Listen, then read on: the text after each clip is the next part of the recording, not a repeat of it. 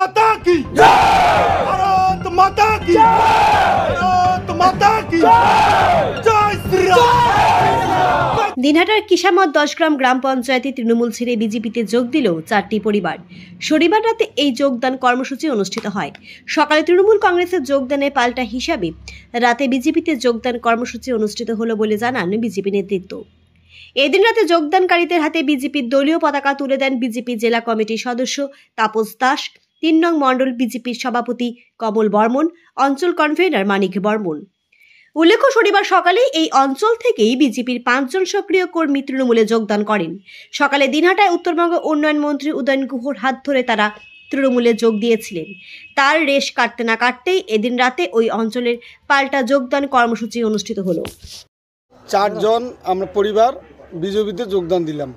আগে তৃণমূল করছিলাম, টিএমসি, এখন বিজেপিতে এসলাম। 7-এর 148 4টা পরিবার থেকে জয়েন করছে।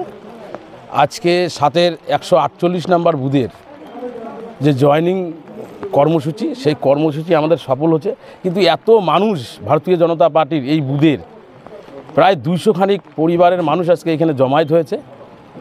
সেই জমায়েতের মাধ্যম দিয়ে ভারতীয় জনতা পার্টির গ্রামের পঞ্চায়েত এখানকার জেতা, এই পাশাপাশি প্রায় 5টা পঞ্চায়েত ভারতীয় জনতা পার্টির জয়লাভ করেছে এবং আগামী দিনেও দিনহাটা বিধানসভার সাথে সাথে কিসামত 10 গ্রাম অঞ্চল, সেখানে লোকসভা নির্বাচনে প্রায় 10,000 ভোটে লিড পাবে। এটা চ্যালেঞ্জ করে আমি বলতে পারবো। 7-এর 148 নম্বর বুথে আজকে তৃণমূলের যে অপশাসন চলছে তার বিরুদ্ধে তারা আন্দোলনের মুখে গিয়ে আজকে চিন্তাভাবনার মাধ্যম দিয়ে আজকে ভারতীয় জনতা পার্টিতে যোগদান দিল।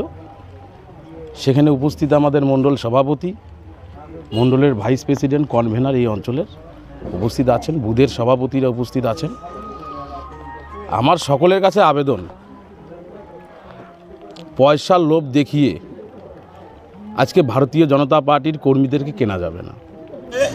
আপনারা দেখেছেন যে বিজেপি থেকে তৃণমূল কংগ্রেসে যোগদান কর্মসূচি ছিল। বেশ কয়েকজন বিজেপি কর্মী এবং তারা দায়িত্বপ্রাপ্ত কর্মী, বিভিন্ন দায়িত্বে ছিলেন, তারা গতকালকে আমাদের মাননীয় মন্ত্রী শ্রী উদয়ন গুহর হাত ধরে তারা তৃণমূল কংগ্রেসে যোগদান করেন।